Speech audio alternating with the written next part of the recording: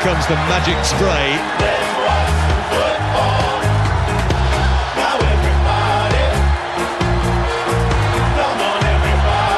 We have a supporter striding onto the pitch.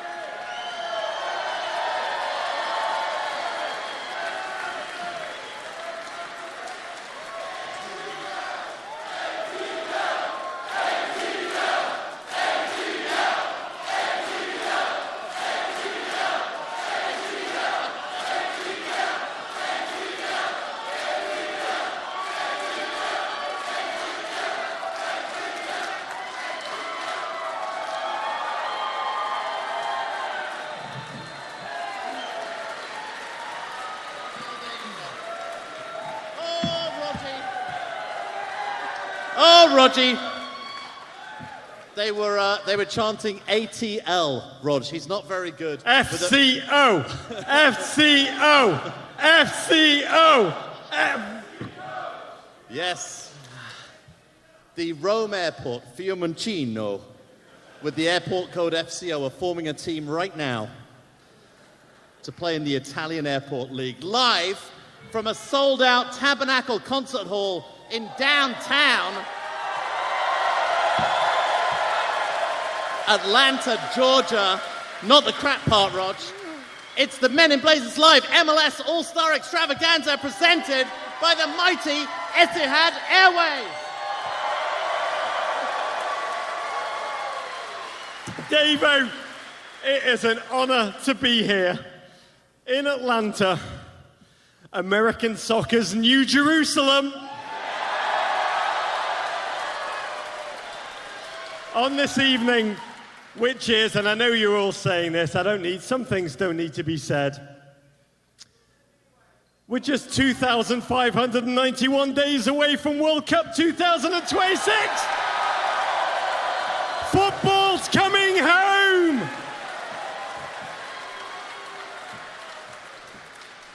You know, 24 hours ago, I was in Ibiza, and the last 24 hours have been hard coming down from that. But suddenly I feel like I'm back. We just need to put some house music on, and we're right back in there at Pasha, Rog. It is an honor, Rog, to be here, watching your dizzying Georgia footballing culture reveal itself to the nation we love has been the single most positive men's football story in America over the last 12 months. The single most. We do. We love everything that you are building here. Everything. But to be truthful, we've wanted to come to Atlanta long before your team debuted. Since 1837, really. Back when the Western and Atlantic Railroad marked the southern end of that new line connecting Georgia's interior with the Tennessee River and named the spot Terminus. Rog enjoys his railroad humor. It is never not funny. I like to dabble. Few saw back then in 1837, maybe you did, sir, what this great metropolis of Atlanta would become. It is a place Coretta Scott King called home.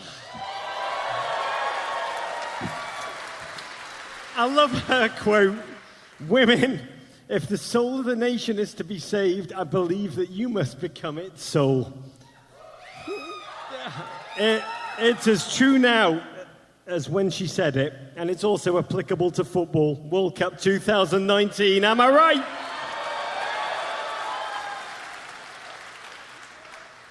Migos! The greatest trio since Firmino, Mane, and Mo Salah. Or maybe just the greatest trio since Trent Alexander-Arnold. The Waffle House, Rog. Oh, scattered, smothered and covered. The antithesis of our hairlines.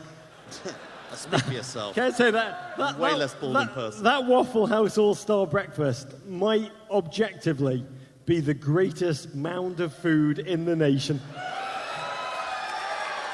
And by the way, that is actually Sam Allardyce's nickname for himself. The greatest mound of food in the nation. In all the nations. In all the nations. I'm the greatest mound of food. There's also a rich soccer history that flows through Atlanta's blood. One that makes a mockery of the common wisdom that forever suggested that this region, your region, was too arid a land for football. They said that the beautiful game of soccer could never grow here. This, of course, the locale which has given us the late, great Phil Woosnam, Rog. Phil. One of the greats. That incredible Welsh-born West Ham and Villa player who came to Georgia to coach the Atlanta Chiefs in the fledgling NASL couldn't resist fielding himself. He led the team to the NASL. It would be like Darren Eales playing himself in centre midfield. Darren Eales is sitting there being like, yeah, not a bad idea. I maybe think about that. Make DP money, go to the bank, I don't know. The tip of the diamond. Phil Woozy led the team to the championship, later coached the US men's national team, was a true pioneer of the game here in Atlanta. I'll just say thousands of kids became football lovers because of this man's passion for the game in this region. Oh, Rog. Another Atlanta great, Clint Mathis. Oh, Cletus. One of the most mercurial footballers America has ever produced. A voluntary bald. Voluntary. A gent who lived as hard as he played. He was like American Georgie Best, at least off the field. Another modern great, Rog, Kelly O'Hara. The pride of Fayetteville, Georgia. And the Peachtree City Lasers. The greatest thing to happen to chocolate milk since, well, cows invented it. Thank you, cows, for that one. Tonight, our goal is to dig deep into the latest like Yergy Love Deep. Yergy Love Deep. Love Deep, that deep. Into the latest chapter of Atlanta's footballing story, Atlanta United FC.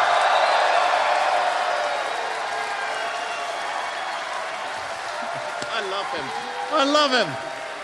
I love him. A club.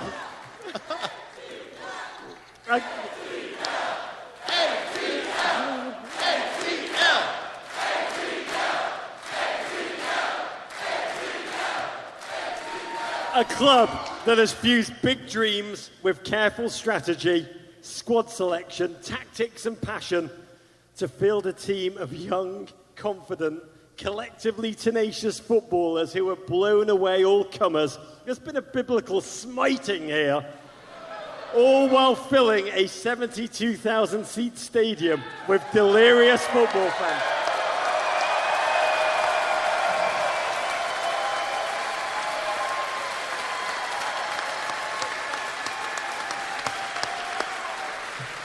Massive respect. We have watched you from New York, blown away. Last September, I don't need to tell you this, the Five Stripes set MLS's all-time attendance record, hosting more than 70,000 fans at Mercedes-Benz Stadium, a record they've gone on to break over and over since then.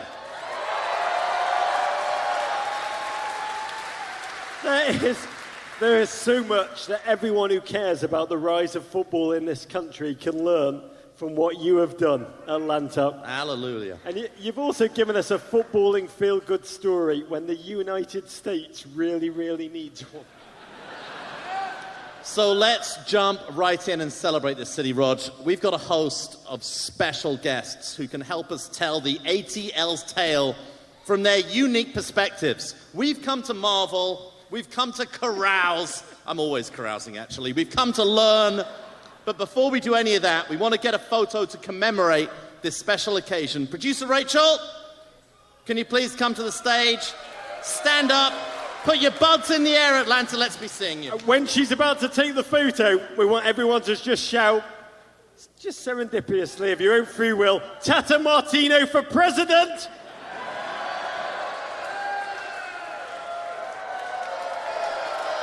Lights up!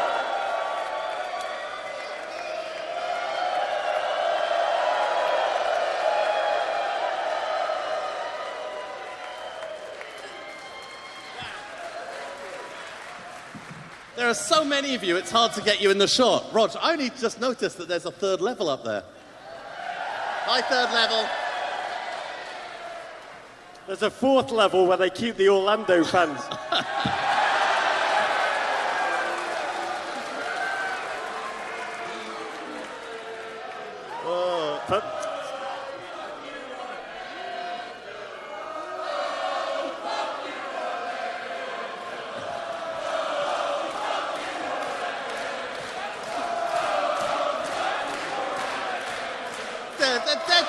I feel like I've got to sing the melody, Rog. Can I just say one quick thing? We were in Philadelphia and the crowd all started to sing, and this is an all-ages show, so I'll paraphrase, F you, Tom Brady.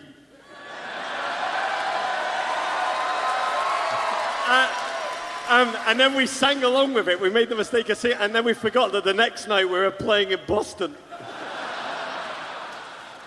So we applaud your humour, but we do not participate. For the record, let it show. Okay, Rog, we came here to do two things. Number one, drank. And number two, talk some soccer. So let's get down to it. To the football, Rog, can you lead us in toast? Oh, I can. Let me raise my first, second bud of the evening. Bud fam, blood fam. To Golden Spikes, Killer Mike, to Tata, to hat-tricks, to you, Atlanta, a city, a club, a story that disproves all the naysayers, the haters, the self-loathers, and disarms them with such giddy joy and elite, fast-paced, razzle-dazzle American footballing beauty. I can't believe you just said razzle-dazzle. Just doesn't sound right in an English accent. I'm American now. Got to work on that accent. I just want to say that I hope everything you're building here together is just a foreshadowing of what the entire nation looks like come 2026. When did I mention we're hosting the bloody World Cup? Together with our friends in Mexico and Canada. And Orlando. Okay, Rog, let's jump right in and learn at the knee of our first guest. A northerner, like you, who's made his way south of the Mason-Dixon line to lead this team's back line. He's an MLS veteran who, at the age of 34, is playing some of the best football of his career. He is the captain of this Atlanta United FC team, the pride of Cranston, Rhode Island, a man we know Bobby Dodd himself would have adored, the one and only Mr. Michael Parkhurst.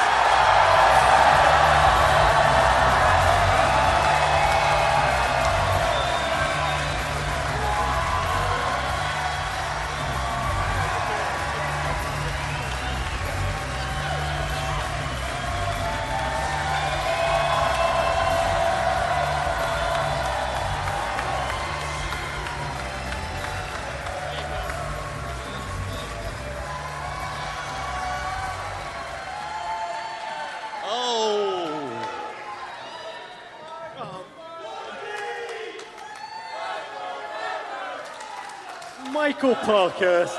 What a group of fans this is.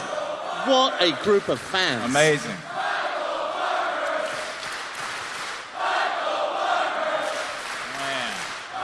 This is the greatest city in America to forget your own name in.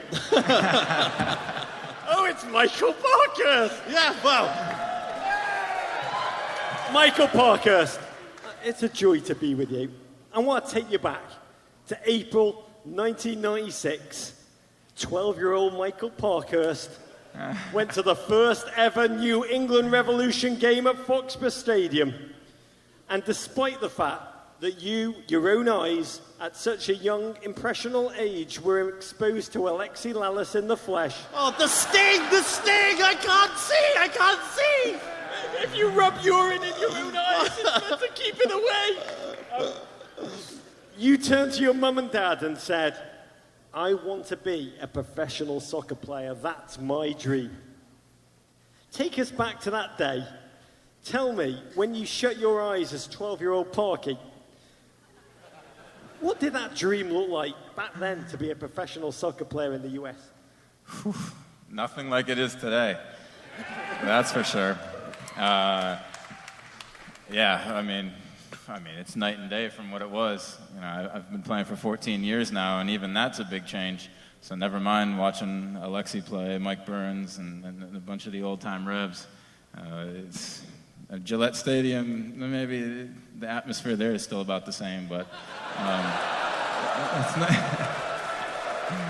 it's nothing like Atlanta, that's for sure. Well, you are a prophet, Michael Parkhurst. There are people who chant your name.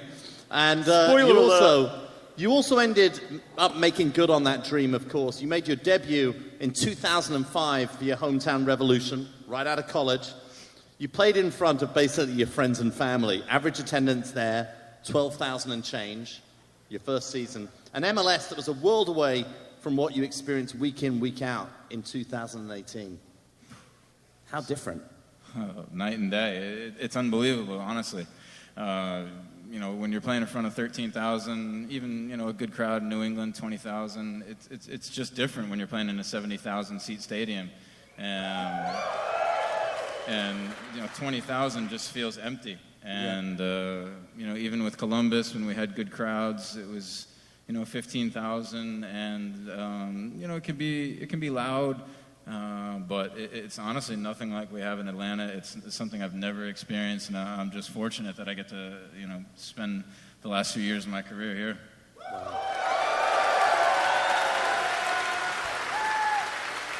I mean, your career has been a remarkable journey. You led your Revs to 3 straight MLS Cup finals. You quickly caught the eye of Danish club Nordsjælland. Good morning. Powerhouse. Good morning, yes. And all of you know it's in the North Zealand time of Farum, population 18,000. You could fit nearly 5 of the towns of Farum in the Mercedes-Benz Stadium.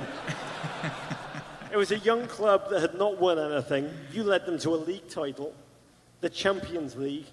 Unbelievable, actually, an unbelievable European achievement. You then moved to the Bundesliga with FC Augsburg, played at big clubs like Leverkusen. What an atmosphere there. When you were playing there, Champions League, Leverkusen, did you say to yourself, wow, for a Rhode Island kid who loves soccer, it's not going to get any better than this?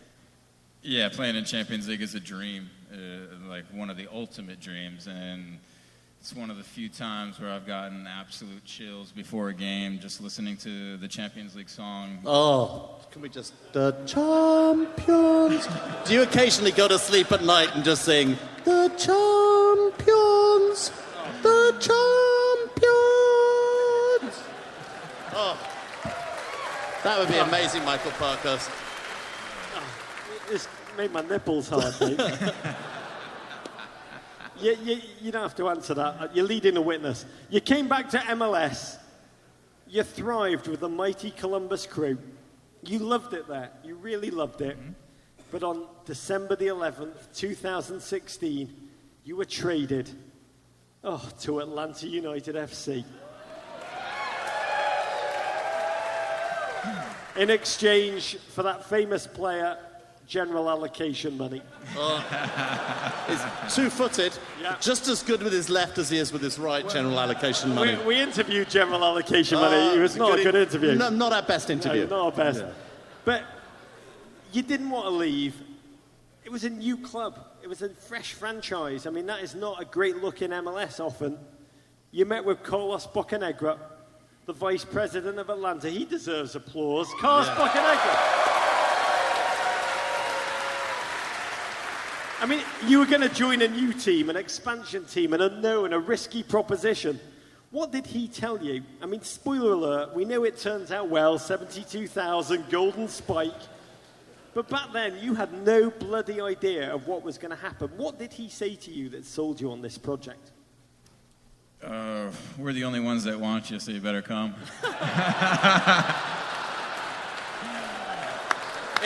It's amazing. It's amazing how many situations in life that logic works. No, but he sold me on the upstart about being part of something new, something fresh, being able to build the identity of a club from the start, to be part of something new and special, and it has been. You know, everything happens for a reason, I believe, and I wanted to stay in Columbus my whole career, and it didn't happen, and it's a blessing because now I get to enjoy this. Wow. Well, not only enjoy it, to also be a leader in this. Michael, you soon received the honor of being made the club's first ever captain. I spent some time talking to John Terry, the former Chelsea captain, about this last week. There's a big debate in football. Oh, he's a great captain. He's a great captain. I won't hear it. I won't hear it. As a captain, a great captain. There's a big debate in football.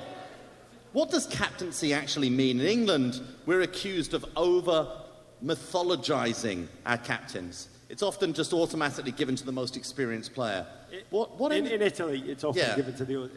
But what end of the spectrum do you come out on? What does a captain do? My number one job, according to Josef, is to make sure we get enough time off and that trainings aren't too hard. If either of those is happening, it's my fault. Oh, I got it. So that's for your players. Yeah. But no, I think it's just leading by example on and off the field.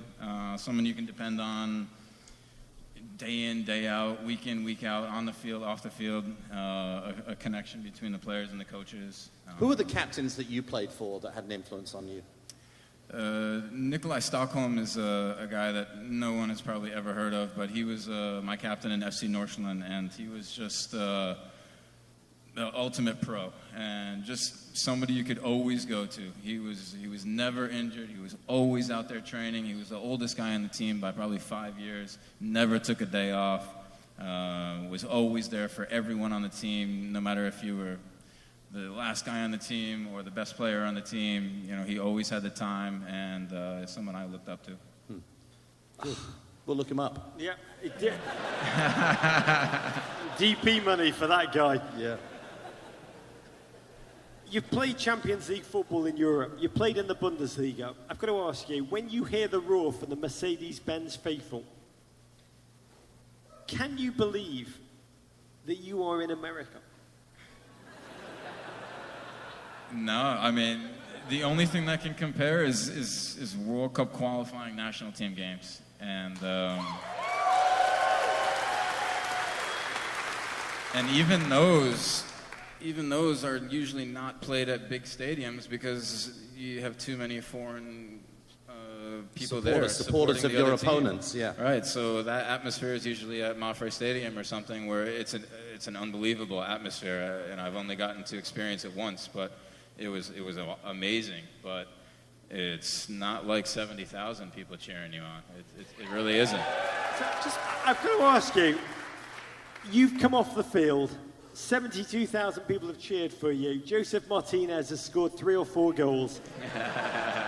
And you look at the diverse, passionate, joyful audience that is cheering for soccer in Atlanta, a place where they said football would never grow. What do you, Michael Parkhurst, captain of the team, how do you understand what's at the heart of all of this? The love of soccer. It's just, I think everyone here just loves the game, and I think that the supporters have created such an atmosphere at the game that even people that don't know soccer, don't love soccer, love the atmosphere. They love the way they feel, the euphoria at the games. It's just different from Braves and Falcons and everybody else. It really is. And what effect does that fan atmosphere, this insane support that you have here, what effect does that have on how you play in front of your fans? You don't need any motivation. You know, it's there. You know, they're there from the first moment. They're there even during warm-ups. We can hear them, and it's such a motivating factor. And you think that you're a professional soccer player, you get paid to play, you shouldn't need motivation. There's some days where the energy is just not there, and that's when we lean on the fans and their support and that rowdiness. We love it. Wow. Ladies and gentlemen, please be upstanding for your leader, your captain, a scholar and a gent. To it for Mr. Michael Parkhurst. Thank you, guys. Thank you.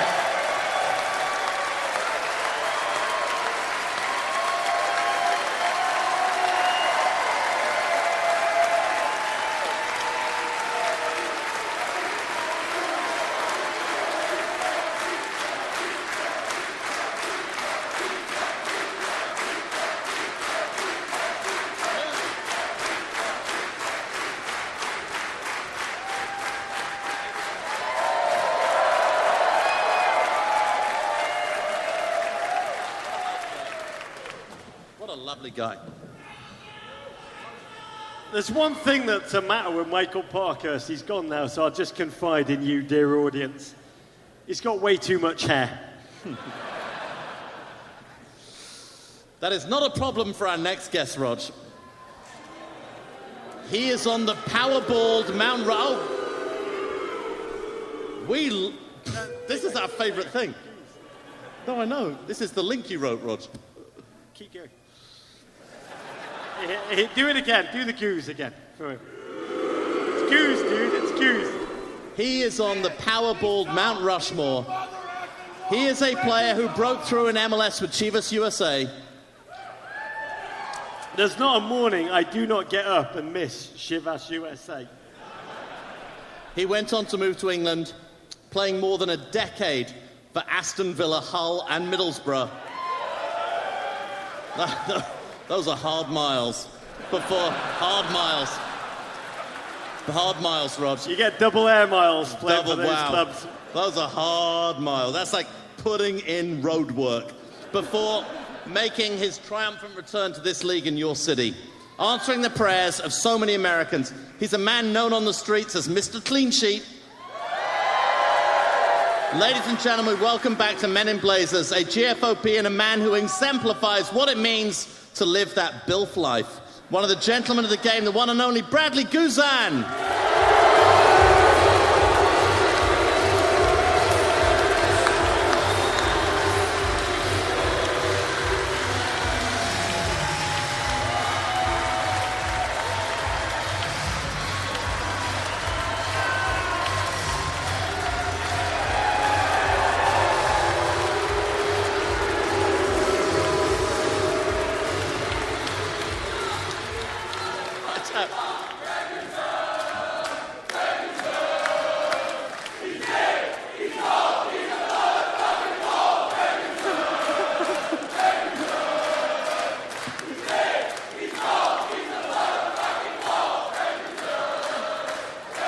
Not bad. Atlanta is a ball-first culture. I gotta tell you, Roger, I manage boxers. It's one of my sidelines. I gotta tell you, I just gave Brad a pat on the back, on the traps. It's literally like steel. It's rock hard back there. I try. Do you even lift, bro? My good lord. My good lord. It is unbelievable, Brad, to be with you in your adopted hometown of Atlanta. I first met you as a Premier League goalkeeper, we were in Birmingham. England. Birmingham. It sounds like everybody's got a cold. Birmingham. You were in the midst of challenging seasons with Aston Villa, Middlesbrough, struggle. You once told me that you witnessed two fans, I crap you not, a father and his 10-year-old son, drop their pants and press full moons against the clear barrier separating the customers from the team bench. I did. That's true, right? We were playing Birmingham City away, and yes, that did happen. It was my dad and my brother. He was probably a local judge. Yeah. Can we just hear it for English parenting? Hey, son. Come on, son. Just follow what I'm doing. Don't do what I say. Do what I do. You have played, let's just say, in some difficult cultures. When Hard miles. When you're in that difficult reality, the mental strain, especially for a goalkeeper, it must be unbearable. Yeah, I mean, first of all, playing goalkeeper, you need to be mentally strong. You deal with 10 crazy guys in front of you on a daily basis, so it definitely helps to be strong in that aspect. But for me, during those times, it was something that I was adamant about pushing through and trying to be successful. Atlanta, though, has been the opposite of many of your experiences. Let's face it. The number one, it's been great. It's been great. You've actually said that you feel that with Atlanta, if you concede just once, you're still probably going to win the game. Your team is giving up 3.9 shots on goal per game this season. That's the second fewest in MLS behind Columbus at 3.3. Man United legend Edwin van der Sar, a great keeper, once said that playing goalkeeper for United, this is back in the days when Manchester United were an elite team that won things. Kids, this used to happen. That's a bit harsh. That's a bit harsh. Parents, if you are here with your kids, it's a teaching moment. Man United were once a great team. Mind's blowing. He said that it was so difficult precisely because he was facing so few shots on goal. It was difficult to mentally prepare himself when they actually happened. Your team is so dominant. You have to concentrate so hard and keep focused for the one or two shots you're going to face in 90 minutes. Can you relate to that here in Atlanta, exactly what Edwin van der Sar said? Yeah, for sure. I mean, what he's saying is true, right? I mean, it's probably easier if you're facing 10, 15 shots a game. You're able to make all these wonderful saves and look fantastic for the cameras. Go ahead. Let's say this is very different than it was at Aston Villa. I'm having Vietnam flashbacks, and I wasn't even there. Can you imagine what's going on in my head? I know. No, I mean, it's not easy, but I'd rather it that way than facing 15 shots. So I mean, there must be some. I watch a lot of Atlanta games. I want to be candid, and I try and think about what's going on in Brad Guzan's head, because there must be some games where you feel that you just have really, really good seats. The best seat in the house. The best seat in the house. It's great. You've basically got the tactical cam seat. Yeah. You just get to watch Josef Martinez and Miguel Almirón score goals for fun. Yeah. I end up just yelling at Parky from the 18-yard box. He can't even hear me, but I'm just yelling at him just because. What makes it so special in the locker room here? Is there something about the fact that the DPs are so young and full of vigor and commitment that the veterans feel like they've got to bring it every single training session? Yeah, I mean, I think it's a little bit of that. I think it's the diverse cultures that we have in our locker room. You know, absolutely. When we have the young guys that we do, that obviously are such a big part of our team and such a huge, important part. You know, you don't feel like a veteran or a young guy, or everyone just feels together. And I think that's what makes us click and makes us go. You see it on the field, you see it in the locker room, at training, laughing, joking, but when it's time to get down to business, we're ready to go. Is there anywhere you've played before that you felt that similar feeling in a locker room? There have been one or two times, yeah, with the national team. A couple times we've had a really good locker room, but again, this, because of the the diverse cultures. Nothing like this. You know, no club stance. So it's been good. Shoot, it's because Julian Gressel's the only person who speaks German. But you... Good, Brad! Good, Julian! Good, Julian! Good, Guzman! You played college ball in the South, not too far from here, at the University of South Carolina. Oh, Columbia. The Gamecocks. Oh, a few boos in there. Come on now. Yeah, no, the Bulldogs, it's the whole Bulldog crowd.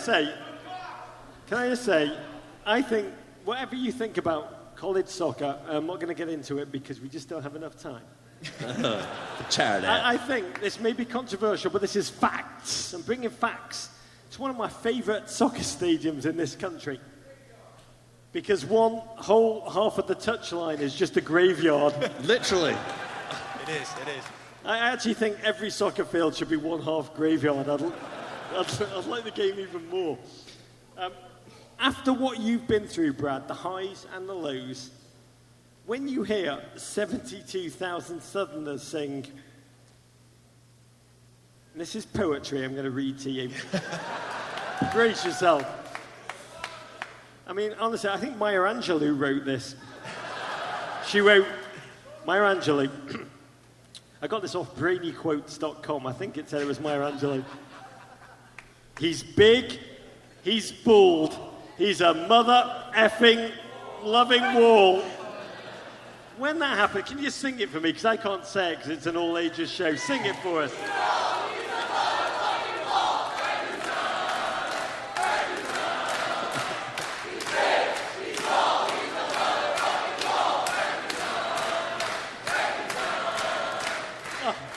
Can you put into words the emotions that you feel? Doesn't it make you go like that? It makes me blush a little bit. Tear up. Exactly. What does it feel after what you've been through, Brad? To be candid, you put yourself out there, you ground.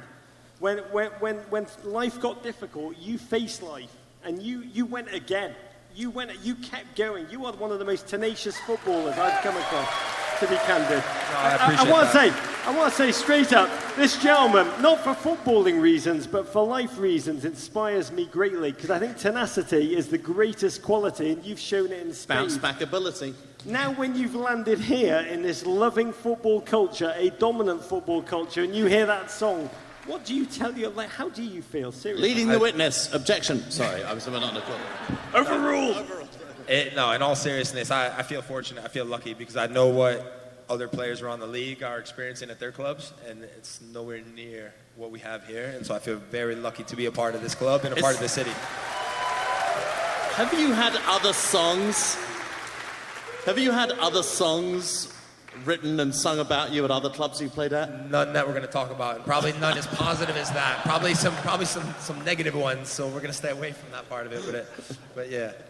At Chivas USA, they wrote songs to Tracy Chapman's debut album with Brad Guzan's name in them. Oh, Brad, it's a joy to be with you. Good. I just want to say, there was few things in life that make me feel greater about everything we can achieve than watching a happy Brad Guzan. So thank you, Atlanta. Ladies and gentlemen, a round of applause for Atlanta United FC's number one, a great friend of the pod, Mr. Bradley Guzan. Thank you, guys.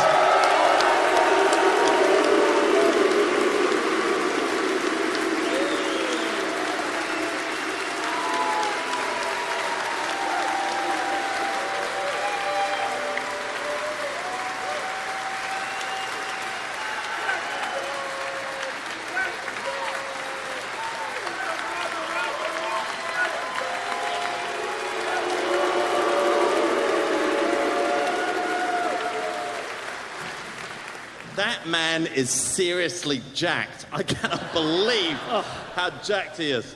I've got to say, he's incredibly sexy.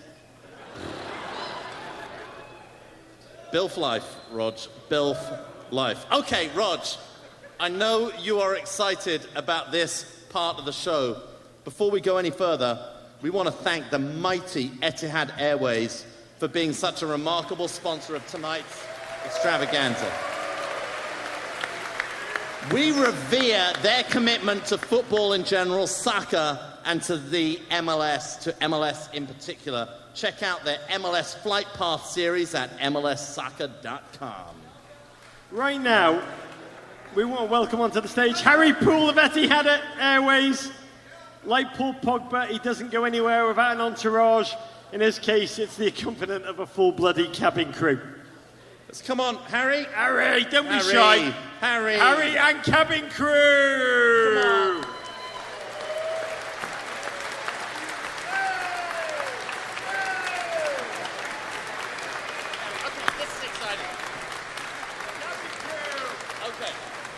This is good. I need a cabin crew to follow me around. I'm going into game show host mode. Now I've produced a few of these. Now I'm going to host one. Okay, it's time to give one lucky GFOP here tonight their own flight path story, 2 business class tickets to Abu Dhabi, capital city of the United Arab Emirates. Geography.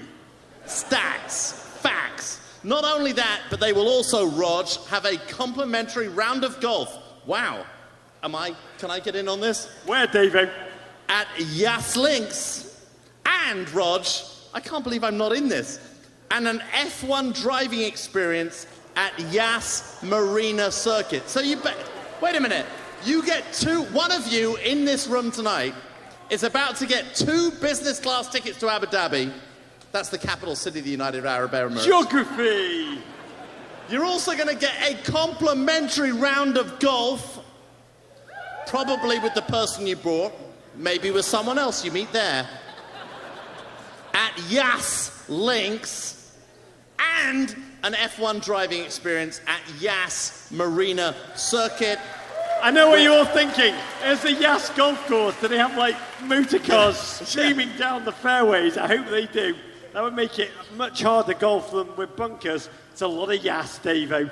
We are assuming that there is some relationship between the Yas Links and the Yas Marina Circuit. But maybe I'm going too far. Okay, so Atlanta, each of you in this room, this is where I transition. David, you could win There's this a too, tension. right? If I was producing this, we'd have a tension bed now. There'd be a lighting change. Oh. Actually, everybody stamp your feet a little bit. Stamp your feet. Oh, we've got a tension bed, Rog. Look at that. That was producing. Each of you, reach under your seat now. Reach under your seat. One of you will find a boarding pass. Who has it? Come up and join us! A Bulls win! Come on! Bulls win! Is that Brad Guzan? Is that Brad bloody Guzan? Come on! Bulls win! We love it when a Bull wins. Okay, let's cheer for the Bulls!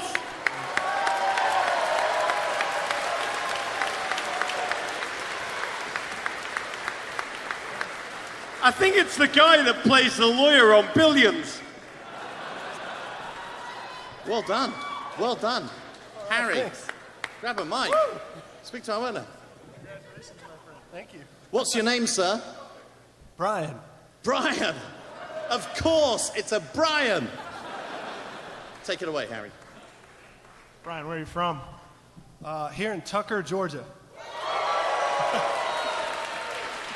You excited to go to Abu Dhabi for the first time? Oh, hell yeah. What's most interesting, golf or Formula One? Oh my gosh, I don't even know. Anything in the world of Yas. That's the answer. In the world of Yas.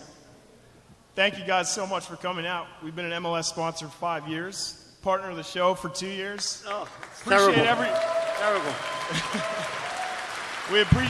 We appreciate everything these guys do for the sport of soccer, football, soccer in the U.S. So keep going. Thank you. Brilliant. Thank you. Brian, come over here. Come over here. Thank you, Harry. Brian, come and sit down here quickly. A couple of questions for you. How are you feeling right now, Brian? I just don't even really believe it's real. It's not. I mean, It's a big bloody ticket. Do you think? Have you ever been on a plane where you've showed that ticket? They'd be like, "Thank you, sir." No, it's all fake. It's all very real. Etihad, God love them for sponsoring football, for sponsoring MLS, and for sullying themselves with our crap. You love Atlanta. Yes. Do you have Oh, a- yeah. do you have a- supporters, full-time supporter. You are. Yeah, season ticket, yeah. Do you sit with any particular supporters group? No, I don't. He's free to Clever. try and recruit guys. Political. Do you have a Premier League team? I don't. I'm full-fledged Atlanta United, just MLS. I love it. Welcome to Everton Football Club, Brian. That's funny. I was just talking about this with Ryan. He was trying to get me a team, and he says, I need one. And I was just looking at my phone through all of them, and I said, I'm going to have to do some research. Yeah. By the way, we've got to do a film, Rog. Yeah. This time, because we didn't do it the last time we sent that kid on the Etihad. You remember the kid who won last time we did this? He was amazing. He was so excited he went, but we didn't do it, and we should have done it. We've got to make a video series on meninblazers.com. I've got the title, Rog. You know I'm good at titles. Go on. We're going to call it Life of Brian. You're going to take your iPhone, we'll give you a camera, and you're going to document your trip to the Yas Links, the Yas F1, on Etihad. It's going to be an amazing experience. Will you make that for us from meninblazers.com? Absolutely. Just say yes, Brian. Just say yes. Ladies and gentlemen, everybody, Brian! And thank you, Etihad Airways, our sponsors and partners, lovers of football. Brian, come here. Brian.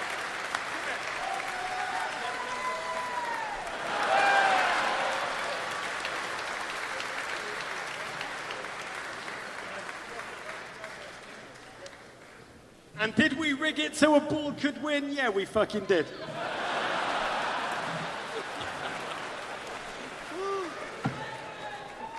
Is that the end of the show, bro? It should be, but it's not. Okay, here we go, Rog. We let's- want to... Put the Atlanta narrative on pause. But can we hear it again? I've got to say, Etihad Airways, in all seriousness, despite sullying themselves with our darkness and depressive content, which we projectile vomit out into the into Central American plains, they Rog really is do. speaking about his own brain right I now. am. They really do support football. I do want to say we are incredibly grateful They because support without MLS. They without support them, football. we would not be here, and we're incredibly grateful to them for that. Absolutely. Okay, we're going to put the Atlanta narrative on pause just for a little bit to talk about this Wednesday. We're going to talk about the Thrashers. This Wednesday, when the MLS All-Stars take the pitch. When they do, they're going to go tête-à-tête. Rog, that is French, kids, for head-to-head. Mano a mano, Italian, man against one of the most legendary powerhouses in world football, perpetual Serie A winners, Rog. Yeah, seriously, they are contractually obliged to be Serie A winners. It's in their it's legal. Yes, Rog, we're talking about Juventus Football Club. We want to talk now about their fight to become the Atlanta United of Italy. That's what everybody says. To do so, we have none other than a global football legend, a Dutch pit bull with the coolest pair of rec specs in sports until Rodrigo Blankenship. Bringing to the stage both the Serie A and Coppa Italia trophies.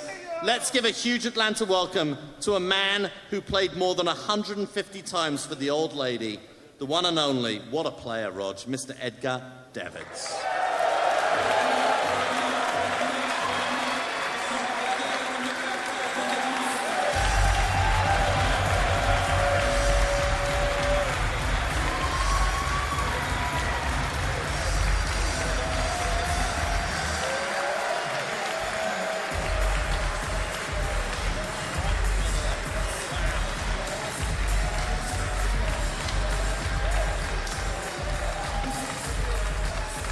Wow.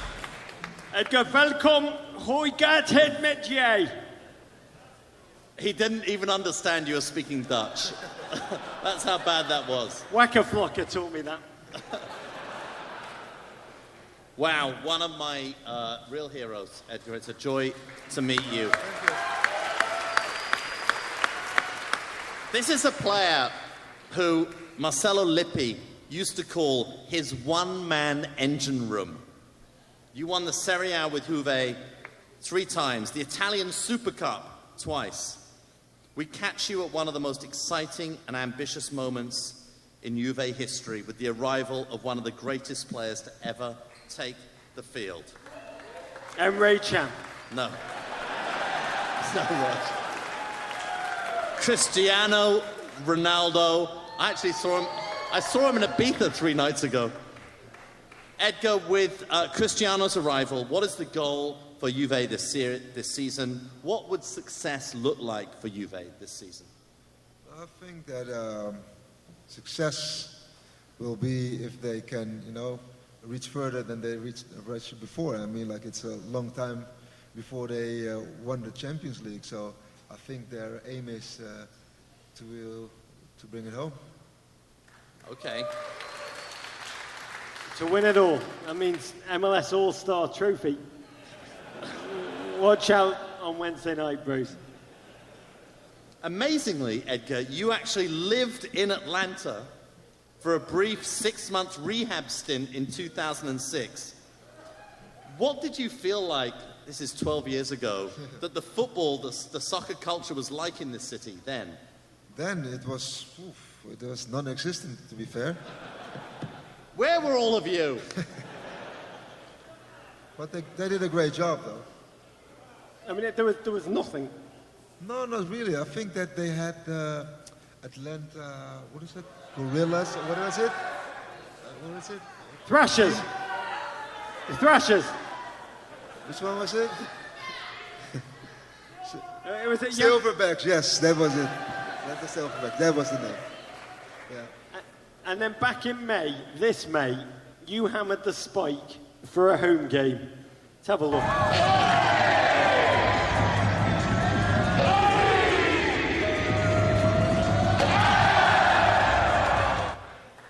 Oh. 72,000 packing the Mercedes-Benz.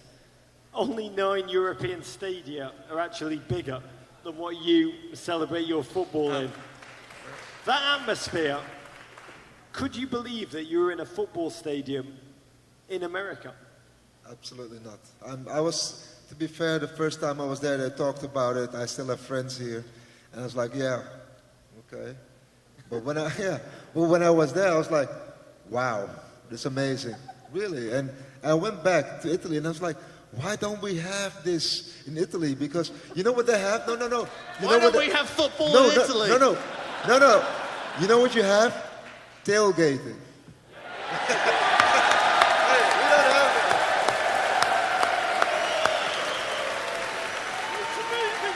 it. It's amazing. Do you know who trademarked tailgating in Italy? This man. No, don't accept. This will be the great contribution to world football.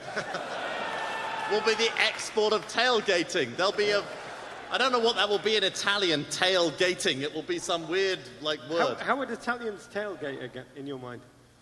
Ooh, no, but you think it's funny, but I think the Italians are family orientated, so it would be meatballs, like you call it, with spaghetti and stuff.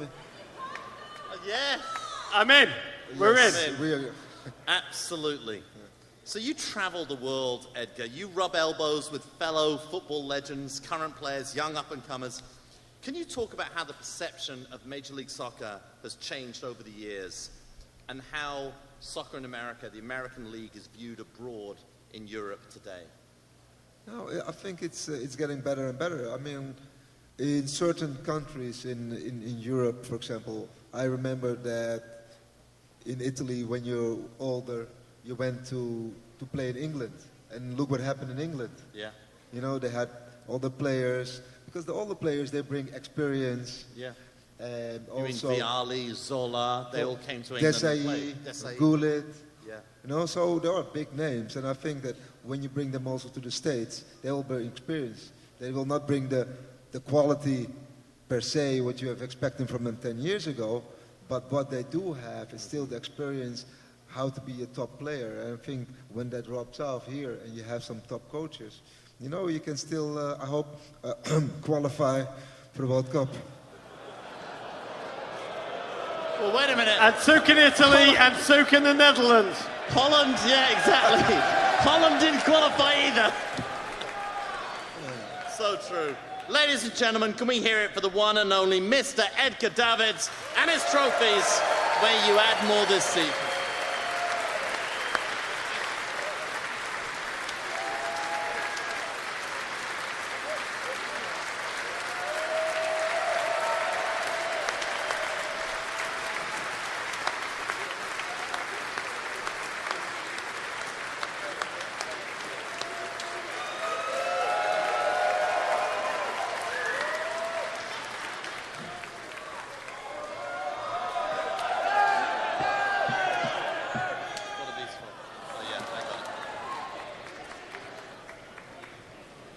If you never saw that man play football, go home tonight, watch that on YouTube. He is an unbelievable footballer. Can I get another drink? Yeah, me too. We need some more drinks. We need more drinks. Okay, Rog, we had a temporary pause. Now let's get back to this amazing Atlanta football culture. Stop effing around with giving away tickets and crap. Davo. Oh, thank you. Okay. Cheers, guys. Health and happiness. An MLS Cup victory. A key part of Atlanta's revolution, Rog, is how Atlanta have spent their designated player money, investing it not on historically good players, but young talents with a future. Let's welcome now two men whose feet have more than any others spread the Five Stripes gospel. They are two lethal South American attackers with goal-scoring ability and grip for days. We welcome to the stage the Argentinian Andre 3000 and Venezuelan big boy of Atlanta soccer, Miguel, Almirón, and Josef Martinez!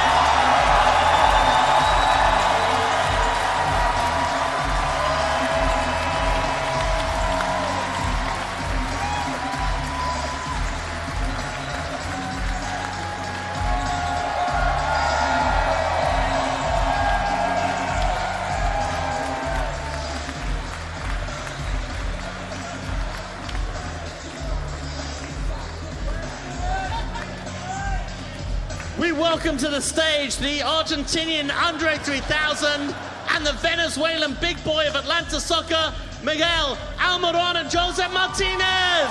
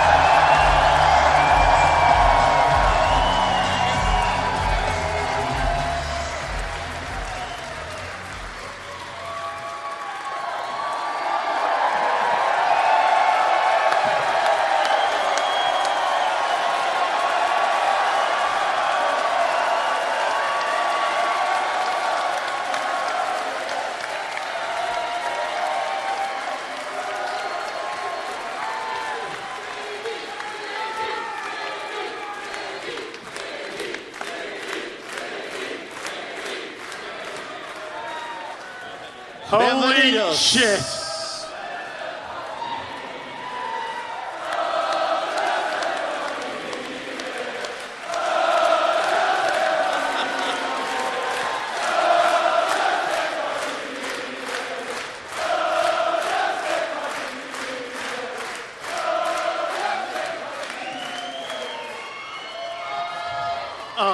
say nothing gets Atlanta more excited than having a translator on stage.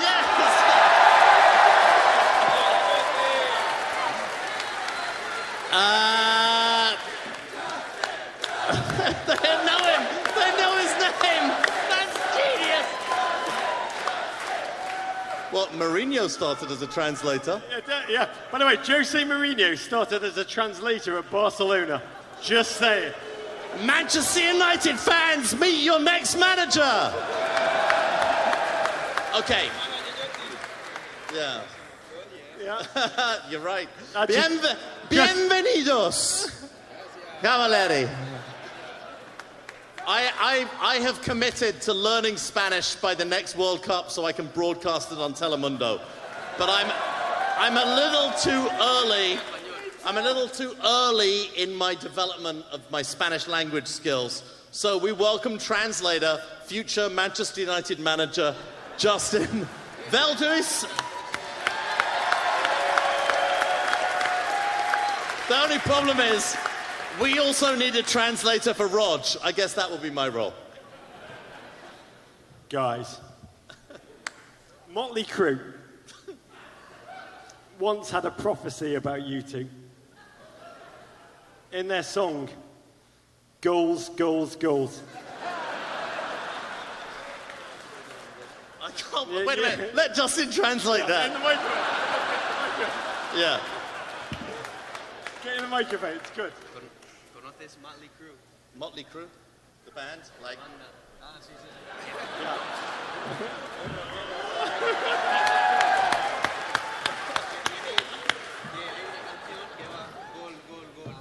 Yeah. Goals. No, goal. They sang the following. They said, goals, goals, goals, rocking in Atlanta at Tattletales.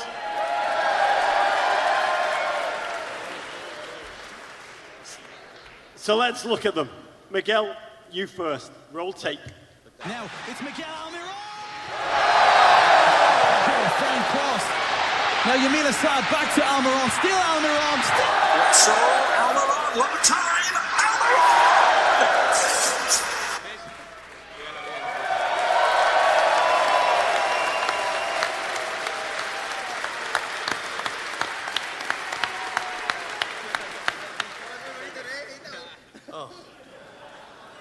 Miguel, you are one of my favorite footballers in the world to watch, and also we share a name. We share a name. Miguel, Miguelito, Michael. Thank you. Miguelito. Devo. You are brilliant of mind. Muy inteligente. Yes, muy inteligente. You are so creative in attack. Muy creativo. And that shot.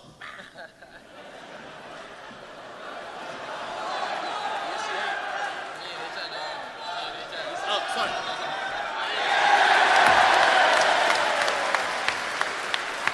I didn't want to hurt you. But you also work hard on the defensive end. You are the Danny Welbeck of MLS. You do it all. What's the question? It's important. At what point did you realize it was important to both attack and defend? ¿Cuándo te diste cuenta de lo importante es jugar, o sea, en ataque y también defender? Yes, Justin. No, creo que eso aprendí en la escuela de fútbol. Creo que el fútbol moderno ahora es eso, atacar, defender.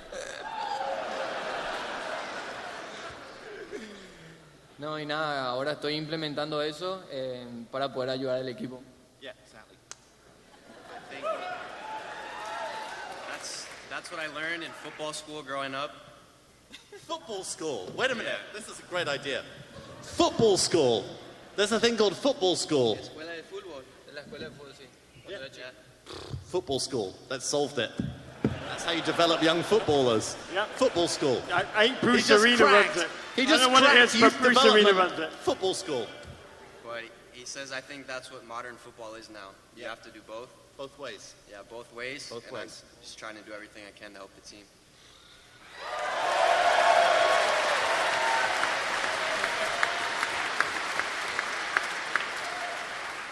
Josef.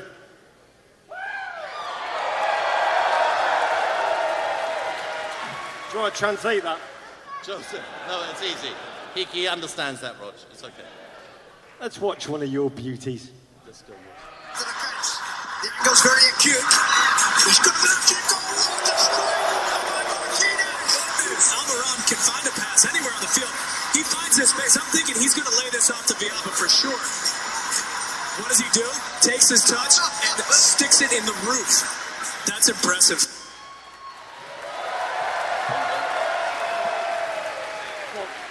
It was a bloody good one, though. It was bloody good. Good one.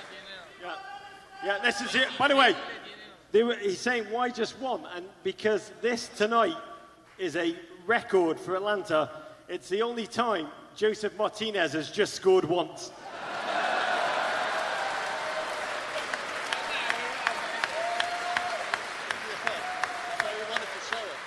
No understand. No understand. Traducime, Yuti. Él no entiende. What's he saying? He said you don't understand. Well, basically, vero, that's true. Very true. By the way, every guest we've ever had could say the same thing about me. But Spanish. In Spanish. I can speak English and Hebrew. That's about it, mate. Josef, you never seem satisfied scoring just once. Once. It took you just 42 games to break my MLS all-time record for hat-tricks.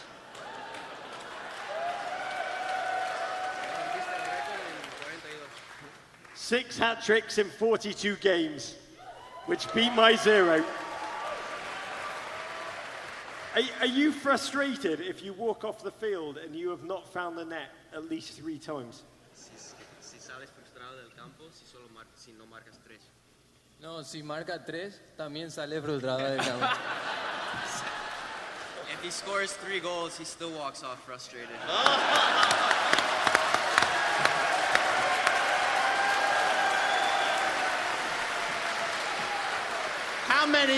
How many does he need to score? How many? I don't understand this guy. I don't understand this guy. It's my friend or what? Your friend? It's not my friend. You need a translator for him.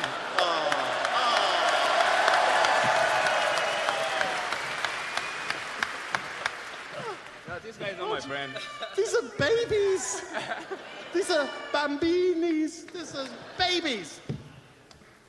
Can we just say what a joy it is to savor 2 men playing at peak performance here in Atlanta, week in, week out.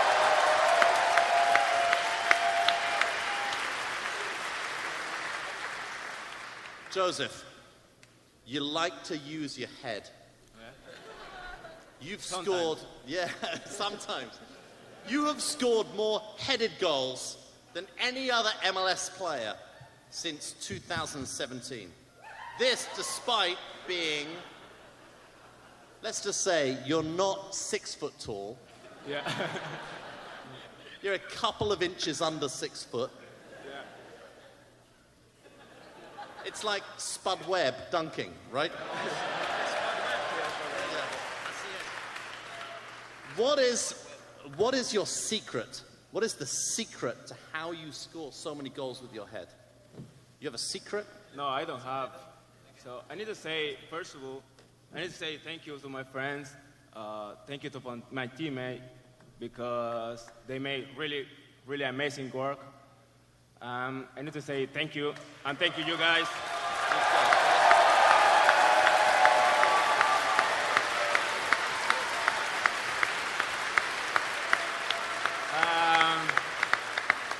And I say too, thank you guys for the support for these 2 years. It's amazing for us. I never see that before, and actually to say thank you to my Miguel because I made 24 goals, but he made my pass 30. So, thank you him. I need to say thank you. Basically, he missed, all right? Basically, he let you down because he could have given you more assists, right? I need one more. I need more. La mitad del premio me tiene que dar entonces. La mitad del premio me tiene que dar. Yeah, so he'll have to give me half the award.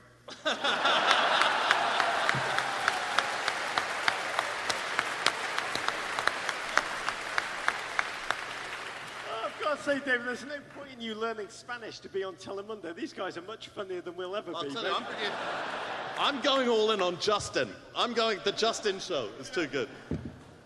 Miguel, you have played football professionally in Argentina. But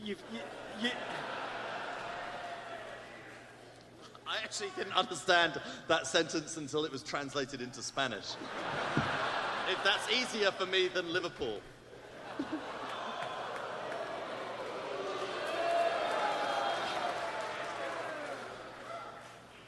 This is a Tracy Chapman moment for Rog.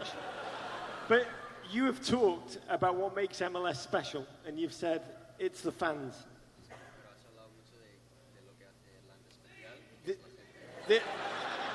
The Atlanta fans. Can you describe what they make you feel like and what makes them so special?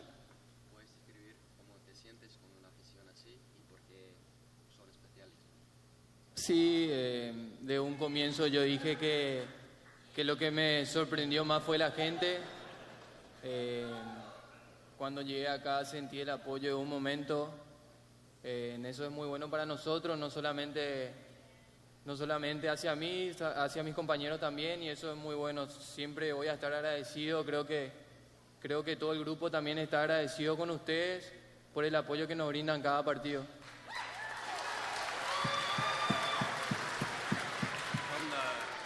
From the very start, it's what has surprised me the most is the fans here and the amazing support that you guys always give us. So I just want to say how much we appreciate it. We always appreciate your support, and it's what makes you guys special. Rog, these three gentlemen, because I include Justin in this, they're just like us, but they're way better looking. And they've got real skills. And hair. And hair. They've all got hair. And the future. And capella. Yo no tengo más pelo. You are rocking it, my friend. You are rocking it. Nosotros estamos iguales. I know. Estamos iguales. Similar haircut, but way more hair. You are even way less bald in person than me. It is an honor to be with three of the most clinical, polished, unstoppable players translators that MLS has ever seen. Can we have a huge Atlanta thank you to Miguel, Almirón, Josef, Martinez, and Justin?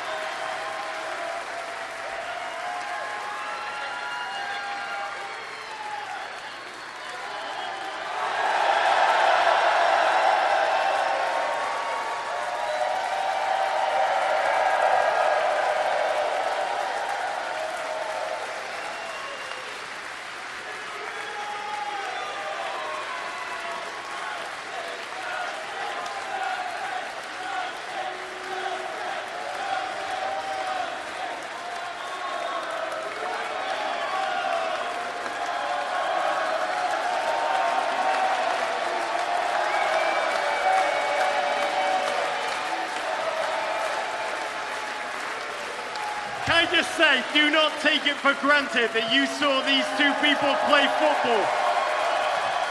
It's an honor to watch these two men play football, not just in Atlanta, but for the rest of the United States, and we're incredibly grateful. That was kind of hot. I gotta say that was kind of hot. Amazing guys. Amazing guys. Okay, Rog. I love America. And Argentina and Venezuela. Okay, Rog.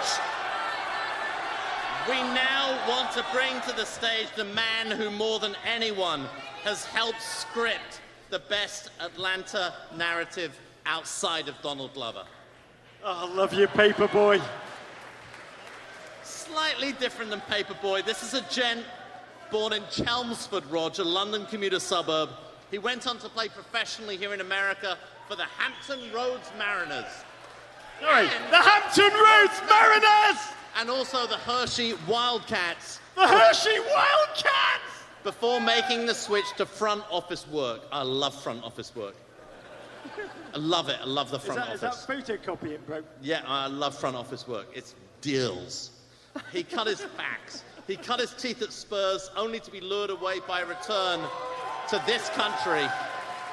And the chance to build this club from the ground up. We welcome back to Men in Blazers, Atlanta United FC's employee number one, a man who, although he would never admit it, has done as much as anyone to make Atlanta United FC the success story it's become. Your club's president, the one and only Mr. Darren Eales.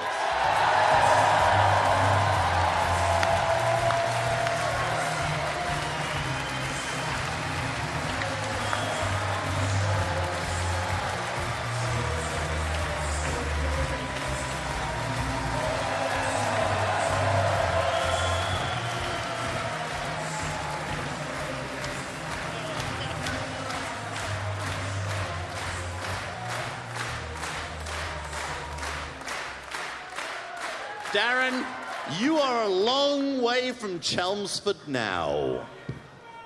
Oh, it's crazy. Oh, Darren, we mentioned Phil Woosnam at the top of the show. A local legend who did so much for soccer in this region. He said on the eve of the Atlanta Chiefs' first ever training camp in 1967, he said, "I have no doubts that the game will be accepted here in Atlanta. The South and the nation. I just wonder how long it's going to take for the people to respond to the game." I mean, this area has long been considered soccer averse. Until you came here, even like hockey could not gain, it's a North American game, could not quite get the muscle to survive. The Thrashers left the city in 2011. We did a show with the Thrashers. There were 11 people here. It was a great show.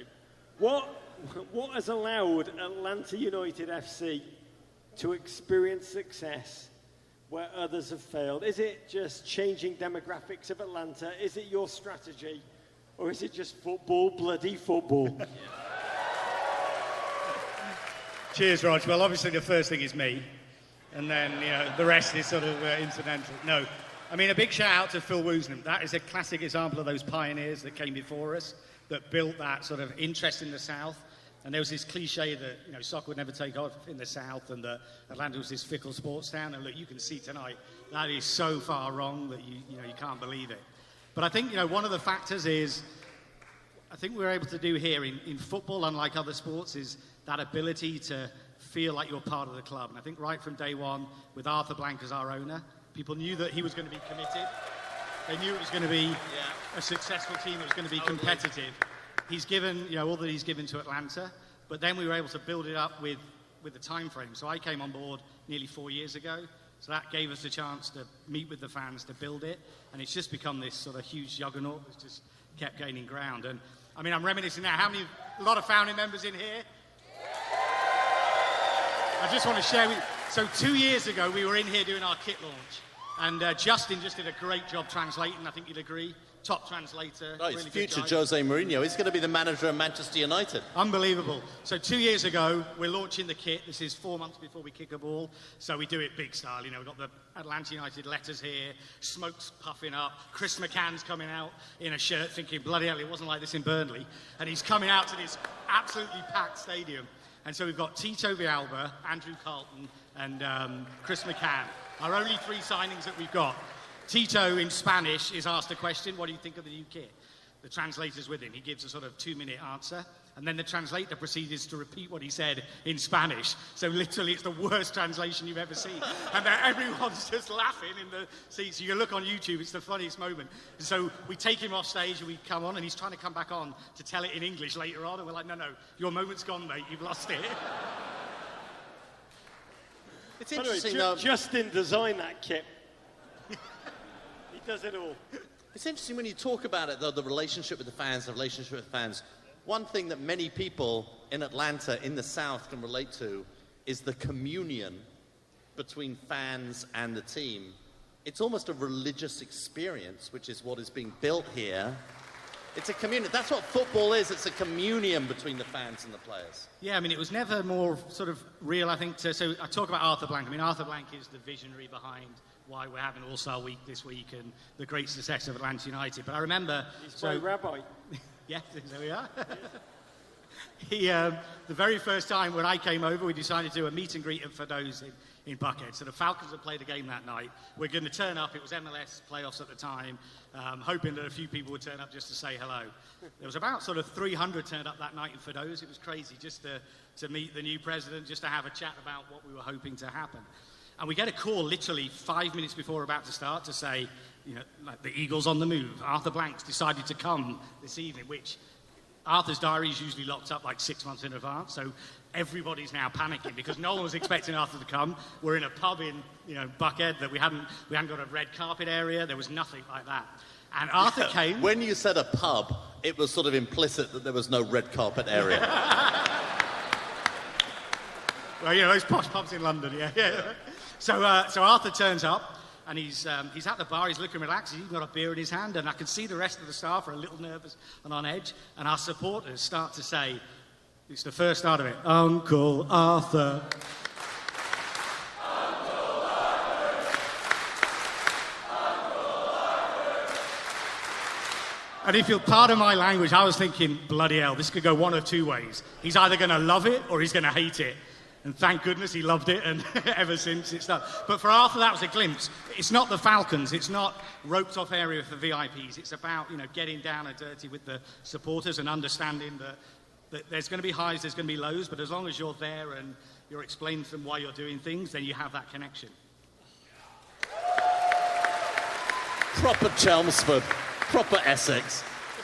If you like pina colada. Yeah. Or getting caught in the rain. Who doesn't like a pina colada? If you like making love at midnight. Something, again, that everybody loves. I know. Count me in. We've talked about it on the pod. Atlanta United FC.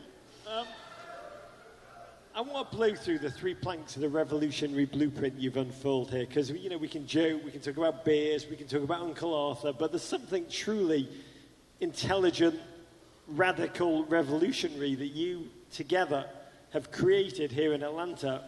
Your manager, your players, your fans. First, Tata Martino is here tonight. Tata, please stand up so we can honour you.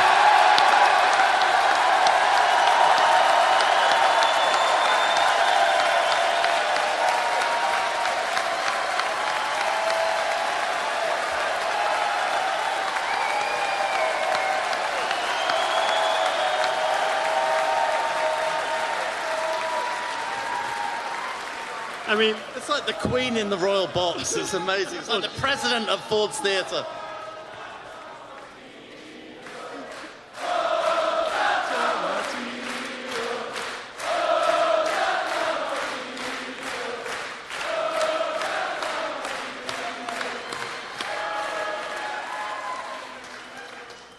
This man is a genius.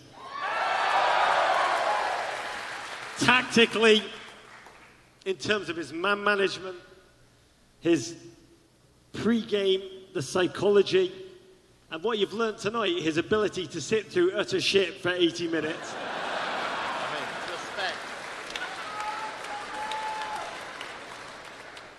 Darren, he's not listening. That's a legendary Argentinian manager. He's helmed Barcelona, Argentina. You are helming a Virgin franchise in MLS. To me, it's like when Billy Walsh convinced Vinny Chase to do Queens Boulevard. It's like an indie with heart, but it's still an indie. How the hell did you convince him? How the hell did you do it? How the hell did you do it? By the way, I just want to add, we've had you on our show before, and you told me that when you heard he was interested, your first response was, yeah, no chance. Darren. How did you do it? No, I mean, it was, if I look back, it was that time when we had every agent under the sun punting us players and managers. So, you know, there's a suggestion that Tata might be interested. There'd been some issues with the Argentine FA. But yeah, my first reaction was no chance. Then we heard there was a genuine interest. So Carlos Bocanegra, our technical director, myself flew out to Rosario to meet him. And to be honest, I knew right from the very first moment that he was the man for us. His sartorial elegance, the way he dressed, sort of said to me that this is a manager that's going to be best dressed manager in MLS. By the way,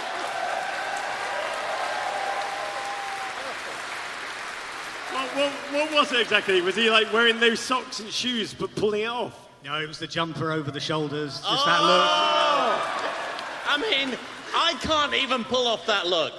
Some other guys can pull off that look. I mean, good Lord. No, but seriously, I mean, look, what you've spoke, his resume speaks for itself. But I'll be honest with you, it was that first time we met him, it's his warmth of personality, his people skills, he's just a genuine good bloke. So when you're trying to build something from the start, and this was really the thought process in building Atlanta United, you're going to be with people a lot of time. I mean, I was with Carlos more than, Tata, probably more than my wife in terms of time that you're spending building the club. And you want to be with people that are good people, that you know are going to put the effort in, but they're also going to have some fun.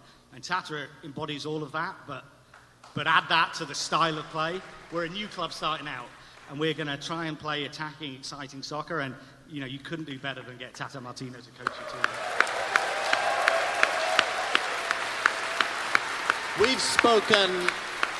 We've spoken a lot about this on the pod. We've spoken a lot about this tonight.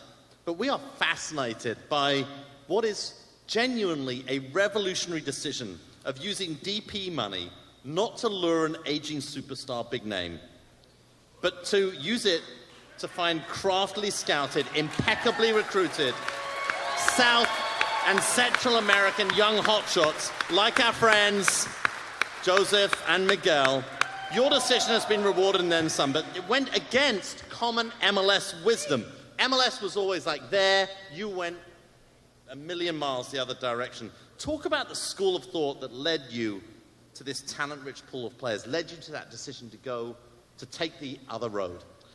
Well, I was fortunate, I think, because I was the other side of the fence. So at Tottenham, we did quite a few deals with Major League Soccer, whether it was Robbie Keane, the bigger ones, or Jermaine Defoe to Toronto. But we also did there was one guy we did, Simon Dawkins, to San Jose Earthquake, and it was an interesting one for me because he was a youngster that wasn't going to play for our first team, and we were trying to find somewhere to showcase him.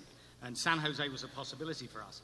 And he really developed as a player, and it sort of opened my eyes to the fact that, the MLS isn't a backwater that you just have for old players at the end of their careers, but actually it's a league that's growing in stature, and you could develop players there. So I think my thinking was probably the time was right, and it's off the shoulders of the great work that had been done to get the league where it was. We were very fortunate coming in when we did, with a manager like Tata Martino, with an owner like Arthur Blank, and the facilities that he's built. But I felt we could sell it to the South American player or the European young player. This is a place you can come to. You can develop your career and then move on to one of the top clubs. And if, like I had with Gareth Bale at Tottenham, 100 million bid comes in, then you're welcome to go. Yeah. Now, that's I should just say... By the way, that was for Michael Parkhurst's ears only. 100 mil, and we'll think about Len Park. Yeah, now I should change that slightly, because I've now got 3-year-old twins, one of which, James, will only answer to Mr. Miggy. So I had to break it to Miggy just now. I know we all talked about going to Europe, but that can't happen anymore, because my son's going to kill me, so sorry, Miggy. But seriously, I mean, this league is growing all the time, and, you know, our aim, and we've been upfront about it with everybody in this room, with the fans right from day one, we want to launch these players onto big super clubs in Europe because it shows and proves the concept, and we can bring the next young talent in and keep building it. And then one day, hopefully sooner rather than later, this will be a league where we're the top league and we're keeping all the players. But until we get there, I've just got to ask, you know, the fans to trust us, and they know we're not going to hoard the money when we sell a player. We're going to reinvest it in the next player. But that's what we're always looking to do, to make this club better. And the last thing I would say is, any player we sell, it's going to be to the right club for them as well, because it's in all our interests that they're successful. Maybe not this season. Darren, you arrived in Atlanta as employee number 1. I mean, I love that notion of like that crap desk that you go to, which is like empty when you open the drawers, apart from like there's a bizarre, mysterious subway ticket that has 2 holes punched in it towards the 10 you need to get a free meeting with Jared. But I've only got 4 punches, I'm all right. It took 36 months and 7 days. 36 months and 7 days from you being named president to Atlanta, packing Mercedes-Benz with over 70,000 fans.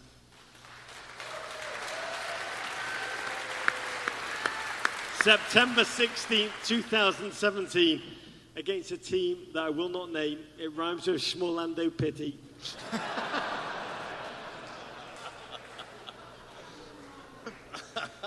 It's hip-hop. I'm just rhyming. That's a feat that you've since repeated 5 times. Serious question. When you go to sleep at night, do you have stress themes that you've made the Mercedes-Benz too small?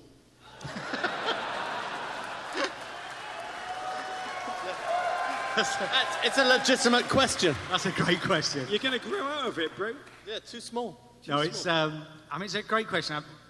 When I look back and, you know, the amazing success we've had, I think back to the Sports Business Journal is a sort of industry magazine that you go to and you do the rounds and you talk to them. And we did what they call a sort of almost like a car wash. Myself, Arthur Blank, Rich McKay, and we went to see Sports Business Journal. This was probably 6 months before we kicked a ball. And the first question I got from smart Alex, sort of thought he was going to be clever, was, "Well, you're not in a soccer-specific stadium. You know, how do you feel about that?" And at this stage, we already had over 25,000 season ticket holders. And I said to him, it is soccer-specific for all the reasons that we can go into in terms of retractable seats. I mean, when you go Wednesday, you're going to see the most unbelievable experience. It's the best stadium in the world.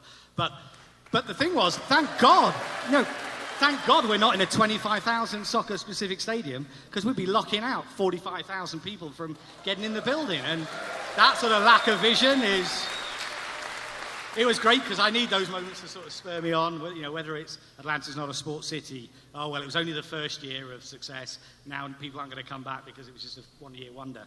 So you always need those sort of things just to... Totally, I totally relate to that. I'm going to Jake Tapper you and ask you the question again, because you've not answered it. Do you believe you've built the stadium too small? Well, the good thing is we've got some expandable seats now that we put in, so... we'll be opening them on Wednesday, and we tend to use those for the Atlanta United games. Okay, I got to ask the question. There have been reports that some big clubs from around the globe have been sniffing around Miguel and Josef in recent weeks. Although you have said you have not received an official transfer request for either, how do you feel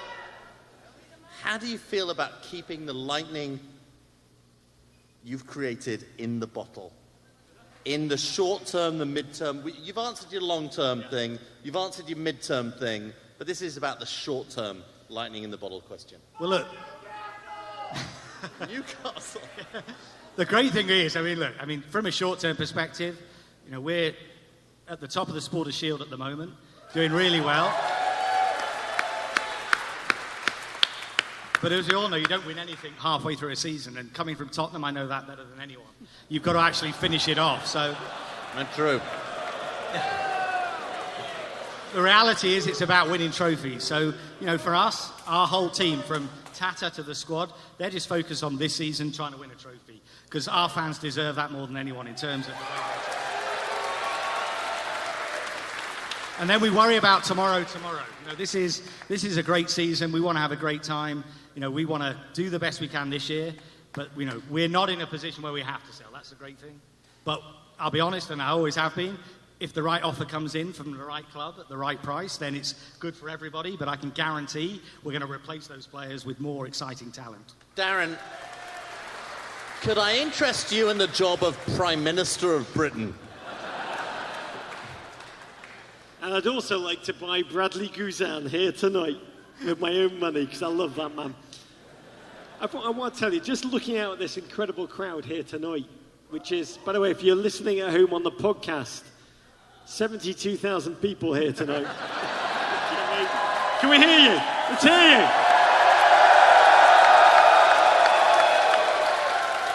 Sorry, I lied. It's 75,000. It's a new MLS record. I want you to know, and you all know this, and you may take this for granted week in, week out. It's incredible what you have created here. It's incredible. It's a joy. It's an honour for Davo and I to be here tonight and share in a tiny way in your story. It really is. Well, Raj, Dave, I've got in here, I mean, we've got a lot of founding members here, but we wanted to make you honorary founding members tonight. So I've got in here your sort of special gift. Well, Dave, you get yours. Raj, you don't get yours, because yesterday I asked you for a beer. So on a Sunday afternoon, do you fancy going for a beer before your show? And you told me you had to lock down the show. You were busy. I then saw on Twitter you in every pub in Atlanta. You've been to more venues than I have in 4 years, and you tagged us. So you not only went there, but you rubbed my nose in it. So I'm reluctantly giving you your Golden Spike honorary founding members. Thank you.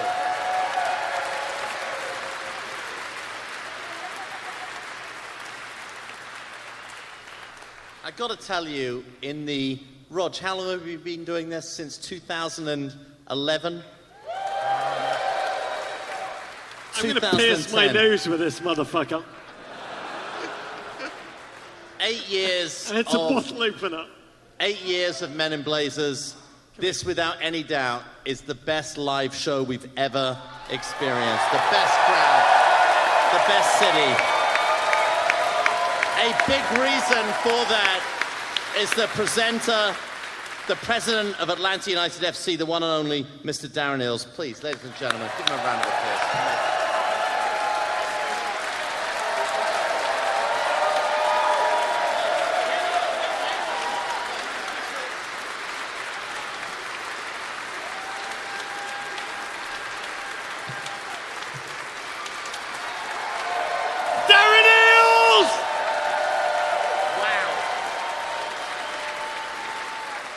Say, I don't like to come up with like specious crap, but if every Englishman was like Darren, we'd still have an empire. That's why I want him to be the Prime Minister, Rog. Okay, Our final guest of the evening, a former presidential candidate. Sadly, he was only 29 years old at the time and not actually eligible for another 6 years.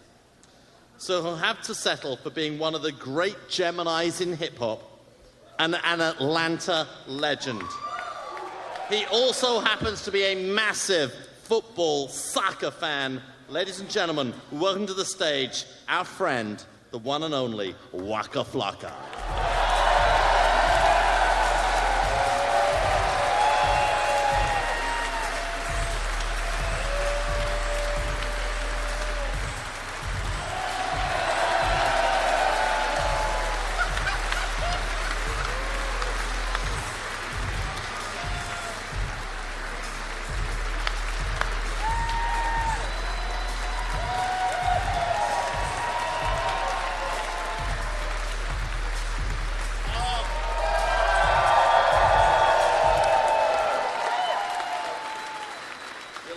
Tight. How you tighten? Tight. That's good. That's it. Not too high. A little loose. Naughty schoolboy. Naughty schoolboy. That's the look. Naughty schoolboy. Hey, I heard y'all like chanting Orlando. What happened to Orlando? I can't stand Orlando.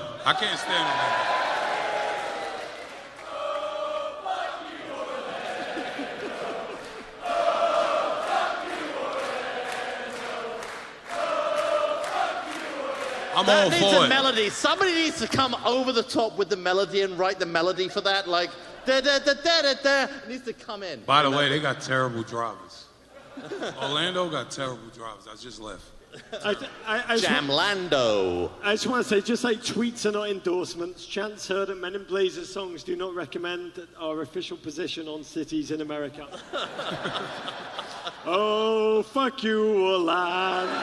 Hey! Oh, fuck you, Orlando. Fuck 'em. Oh, Bow. fuck you, Bow. Orlando. Bow. Oh, Bow. fuck you, Bow. Orlando. Bow. Let's get that playing in the clubs. Let's get it playing in the clubs. Hey, really? We could turn the audio to a record. He's an incredible ventriloquist. Waka Flocka Flame.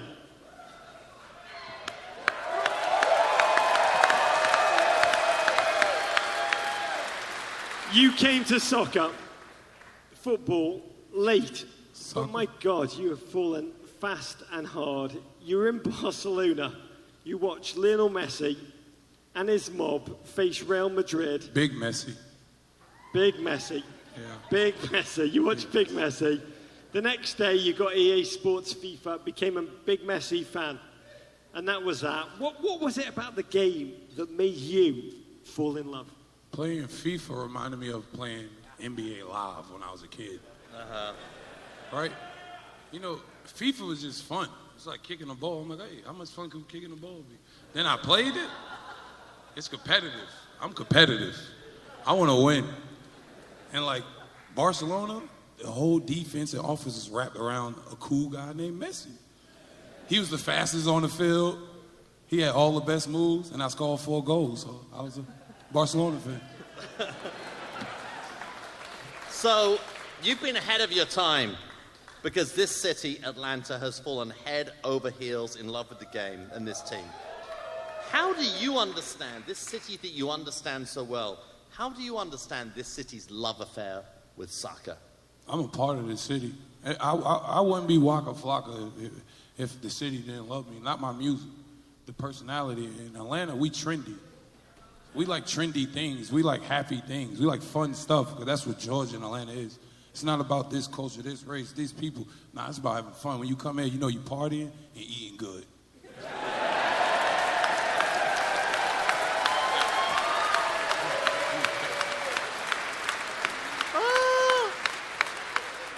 Is this a shot?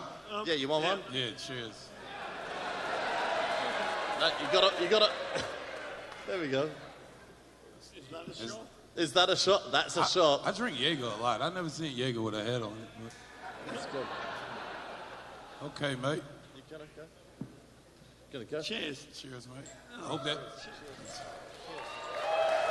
To MLS Cup glory. Here we go.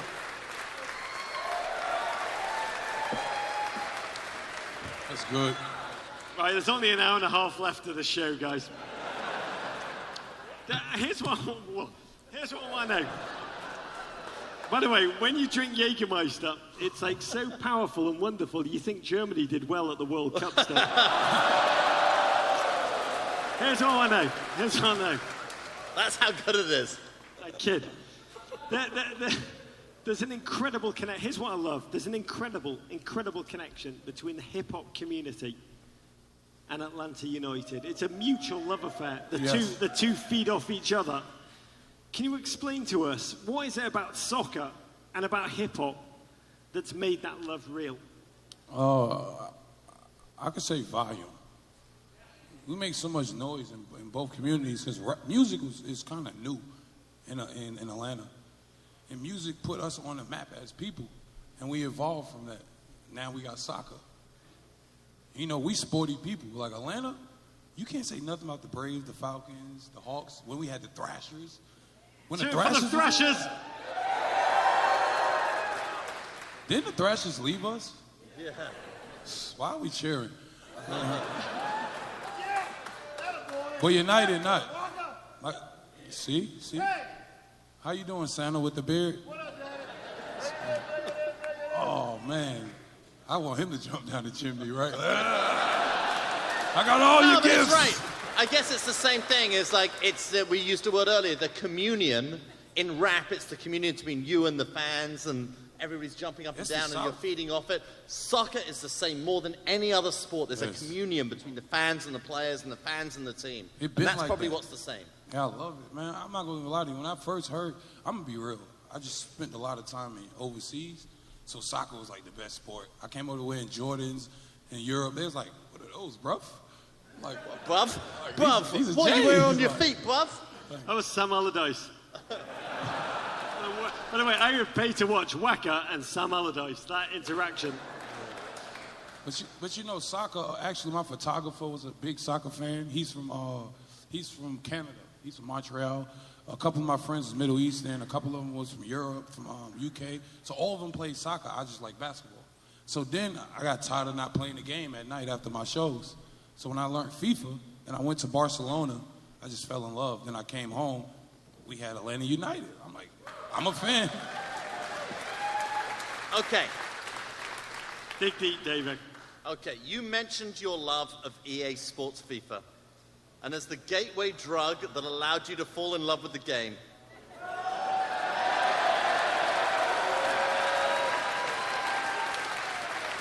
as we have toured America this summer, we've been helping the GFOPs there get ready for FIFA 19. I got it. There you go. You got it.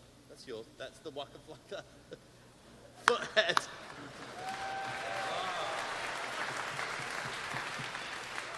I wish I was on FIFA. Okay, this is your foothead.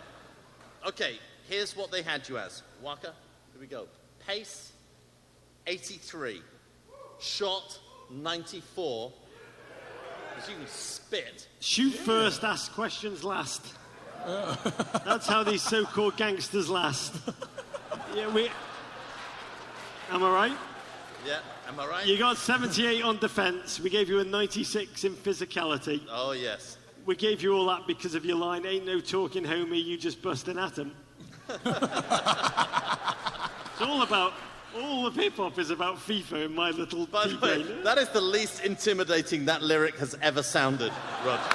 Definitely. Okay, but we do need your passing and dribbling numbers. Because we've left those blank. What would you give yourself in passing and dribbling? Let's start with passing. Passing, I'll be in the high rankings. Passing. So if I was to pass, you know, we get to Europe, they swear our English is not English, but it's okay. All right. Pass. So we say pass. Pass. Hey, sir, pass the ball. Pass. So. Pass feel like posture. Pass. So.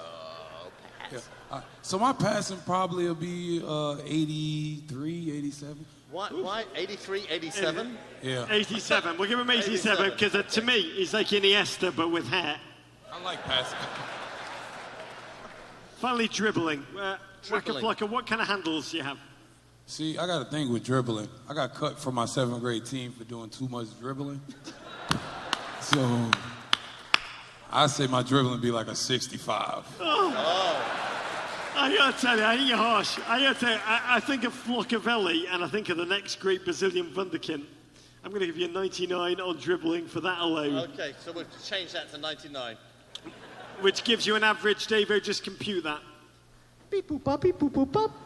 Yeah, give it. 91! Darren Eales, give that man DP money. I'm on it. Okay, Atlanta United have a remarkable, this is yours, have a remarkable ritual pre-game, the Golden Spike. So many Atlanta legends have hammered that spike home pre-game, Young Jock and RHQ. You were among the first. Talk to us about what it feels like to hammer the Golden Spike. All right. So if anybody here is like familiar with like Marvel comics and stuff like that, you know Thor. Anyone know Marvel comics and Thor? Anybody know Thor? So I felt like Thor when he went to that secret planet and got like that special hammer to get Thanos. And you turn around like the whole crowd like, yeah! You're like, yo, I'm actually a player right now. So it's great. It's heavier than it looks, right? It can be. It's heavy as an eagle. Oh, this man paid the iron price. Here's what I want to know. Waka Flocka, Atlanta. one thing, I have loved being here this weekend in your city. I have genuinely loved every single moment. I have walked around your city and savoured every bar that I pretended I wasn't in for Darren Eales. At the Carter Centre was genuinely astonishing. The Centre for Civil Rights was one of the greatest places I've been to in the past while I've been in America. I think Atlanta, for a long time, until recently, has been passed over when we've talked in America about sporting and cultural capitals. True. You know, we talk about New York City, LA, Chicago. But right now, everyone is talking Atlanta. Everyone. For hip-hop, for film, for TV, for the culinary scene, for the football. Wow. Can you explain to our national audience what is the essence of this city? Because you, like us, you're from Jamaica, Queens. You're an outsider that's become an Atlantan. Give him another shot for that, please. What truly sets this city apart, Waka? What makes it distinct? What makes it great in your mind?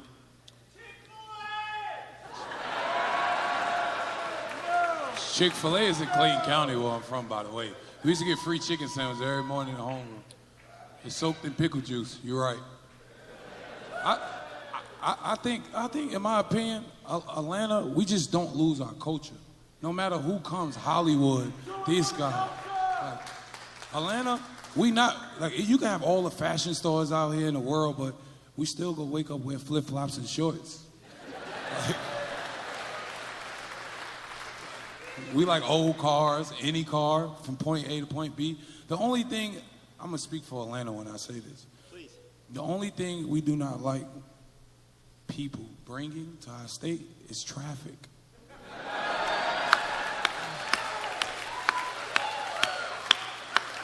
Why?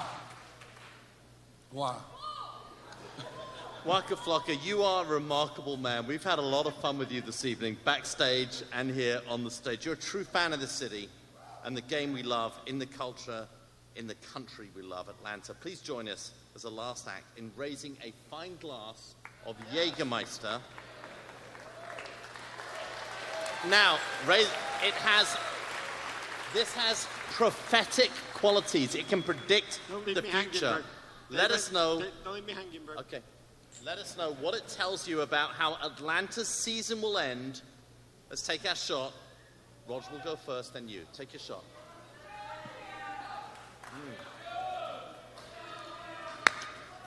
Oh my God, I see the future. And the future tastes. Santa, Santa, Santa, Santa, Santa, Santa. See, that's Atlanta. That's Atlanta. That's the people's DP. Nobody tackled them. We used to it. We just used to it. Okay, what do you think? Rog, how is Atlanta's season going to end? With an Andrew Carlton late winner in the MLS Cup final. Ginger Prince. What do you think, Waka Flocka? I know we will end on top of MLS, but I think it's going to be hard. I think our last game that we have to prove ourselves, that we're going to come out on top of it. But it's obvious that we're going to do it. It's obvious. It's obvious. We're like the Warriors of MLS right now. I feel like Miguel and Josef are going to end up on the edge of the penalty area, Rog, just passing it back and forth to each other, trying to out-assist each other. And it's going to be like Barcelona football and like Adult Swim combined. It's going to be this, and like the Benny Hill show a little bit. And ultimately they're going to pass and pass and pass, and then Brad Guzan is going to run all the way. This is what the Jägermeister is telling me. He's going to run all the way from the back, and he's going to do one of those things that people do with a throw, and he's going to do like a flip. He's going to go into like a tumbling routine. He's going to be like Kerry Strug, and he's going to have the little injury as he lands. And the goalkeeper's going to be like, oh, Brad, are you okay? And then suddenly Brad's going to, yeah, I'm okay, bitch. And he's going to like, bam! And he's going to put it right into the top corner. That is what the Jägermeister told me.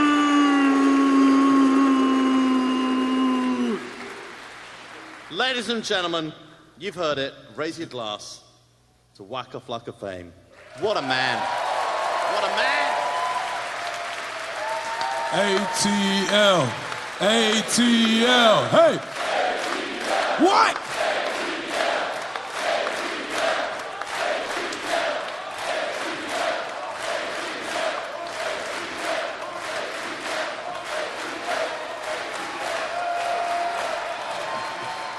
Oh, what a man. A cheer for Waka Flocka! By the way, I'll tell you now he's gone what my Jägermeister really told me. Darren Eales is going to sell Josef Martinez and Miguel Almirón for a fortune. But like George Costanza, they're just going to keep turning up for work at Atlanta United, even though they're gone. They're never going to leave you. They're never going to leave all of this. Never. Okay, Rog, what a night of nights this has been. Honestly, the best Men in Blazers live show ever. But we need to wrap things up. Get to the bar for a post-show drink. Immediately after this show, we're going to be heading to Stats on Marietta Street. Come, Stats. Come raise a glass with us GFOPs. We also want to thank GFOP Jake Wagner, who has flown in to make Men in Blazers merch available. Please buy some on the way out. We will sign all of it, even our book. We'll sign all of it. I've got a bar mitzvah to pay for, so please buy some of that crap. Which is also for sale, courtesy of Atlanta's great indie bookstore, Acapella Books, when we raise a pint with you at Stats. I want to thank all of you, our GFOPs here tonight, particularly that man in a vintage Everton jersey. I've been enjoying you all evening. I love you. I love you. We love you all. It's a joy to feed off your energy just for one night. I can't imagine what your players do when you support them. It's astonishing. Jesse Pearl in MLS. We want to thank the Atlanta United organisation. We want to thank all of our partners. Above all, Etihad Airways for their support in empowering us to celebrate your great city, the amazing fan culture you've created here. So there's no more appropriate way to end this evening than by bringing out some of the people who have made that happen with their passion, their joy, their dedication. Atlanta's support comes from an incredibly complex subculture of supporters groups, all joined together by their passion for the city and its football team. So, to close, Rog, we welcome to the stage, from the hip-hop inspired footy mob, Reggie McKee.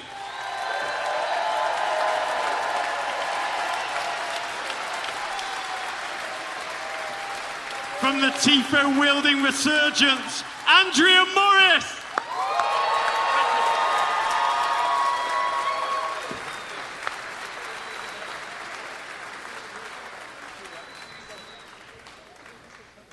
From Tailgating Supremos, the faction, Kevin Kinley. Thank you.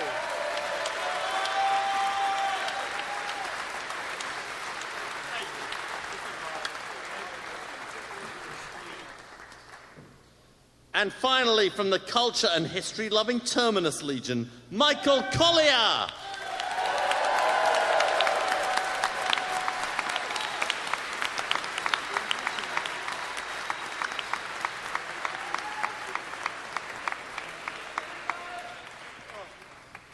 Here's what I want to know.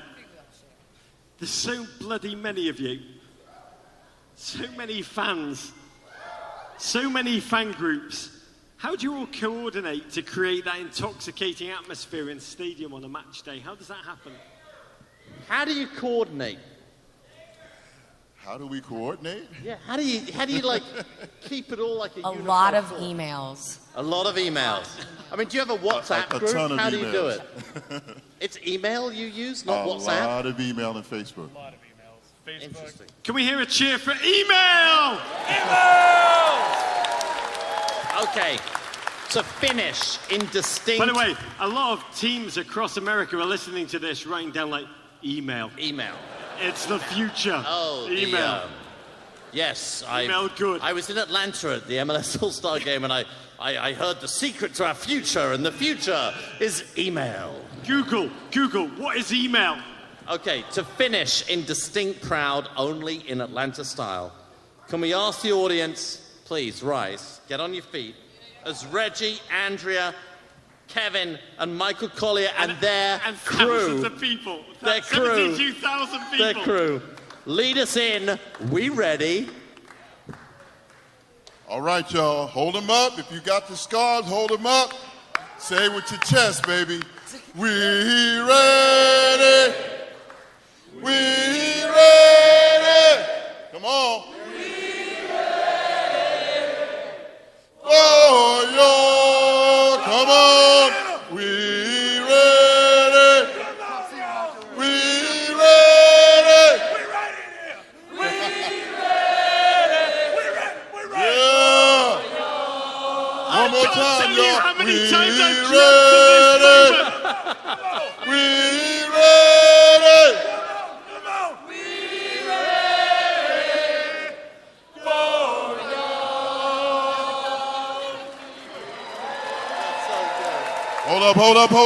Hold up. We got another one. Hold your hands up. Hold them hands up. Hold them up. Get them up. Get them up. Get them up. Get them up. Get them up. You know what we about to do. Get them up.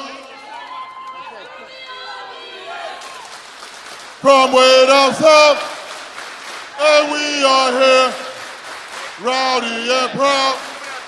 Go, go. Delighted to be here.